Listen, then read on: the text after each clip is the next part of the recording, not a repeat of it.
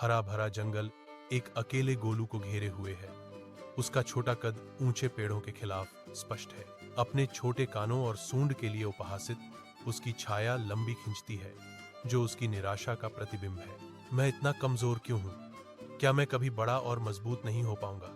गोलू की दर्द भरी आवाज गूंजती है। धूप जंगल के फर्श को रंग देती है, क्योंकि चीकू, मिट्ठू और राजू गोलू के पास जाते हैं। उनके चारों ओर पत्तियां सरसराहट करती हैं। गोलू, तुम उदास मत हो, तुम बहुत खास हो, चीकू कहता है। उसकी आवाज घने जंगल में धीमी है। मिट्टू चहकता है, हाँ गोलू, तुम्हारे जैसे दोस्त पाकर हम बहुत खुश हैं। उसकी रंगीन पंख छनित प्रकाश में चमकीले हैं। जैसे ही शाम ढलती है, गोलू, चीकू, मिट्ठू और राजू जंगल में और गहराई तक जाते हैं। उनकी हंसी पेड़ों में गूंजती है। गोलू का दिल हल्का हो जाता है। हर साझा मुस्कुराहट और चंचल पीछा के साथ अकेलेपन का बोझ कम हो जाता है। उसे एक गहरी सच्चाई का एहसास होता है। सच्ची दोस्ती सबसे अंधेरे रास्तों को भी रोशन करती है, जिससे कोई भी चुनौती पार की जा सकती है। एक दिन जंगल में बहुत तेज आंधी और बारिश आई। बारिश इतनी जोरदार थी कि नदी का पानी बढ़ गया और जंगल में बाढ़ जैसी स्थिति बन गई। कई छोटे जानवर डर गए। उनके घर पानी में बहने लगे। चीकू खरगोश घबराकर बोला, अब हम क्या करेंगे? हमारा घर तो पूरी तरह डूब गया। मिट्ठू तोता पेड़ पर बैठा कांपते हुए बोला, अगर जल्दी कुछ नहीं किया गया तो सबको बहुत नुकसान होगा। तभी गोलू आगे आया और बोला, डरो मत दोस्तों, हम सब मिलकर कुछ न कुछ जरूर करेंगे।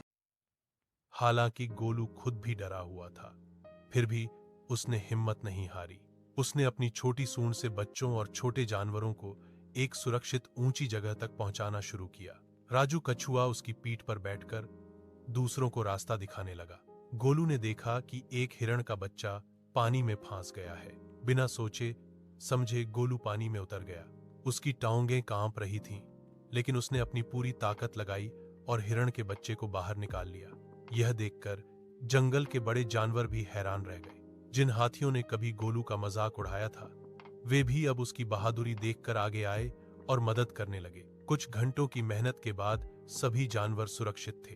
बारिश भी धीरे धीरे रुक गई। जंगल में फिर से शांति फैल गई। बड़े हाथियों ने गोलू के पास आकर कहा, गोलू, हमें माफ कर दो। हमने तुम्हें कमजोर समझा, लेकिन आज तुमने साबित कर दिया कि असली ताकत शरीर में नहीं, दिल और हिम्मत में होती है। गोलू की आंखों में खुशी के आंसू आ गए। उसके दोस्त चीकू, मिट्ठू और राजू खुशी से उछल पड़े। उस दिन के बाद गोलू पूरे जंगल में बहादुर हाथी के नाम से जाना जाने लगा। अब कोई उसका मजाक नहीं उड़ाता था, सब उसकी इज्जत करते थे। कहानी से सीख, सच्ची ताकत शरीर की नहीं, अच्छे दिल और हिम्मत की होती है। सच्चे दोस्त हर मुश्किल में साथ देते हैं। मिलकर काम करने से बड़ी समस्या हल हो जाती है।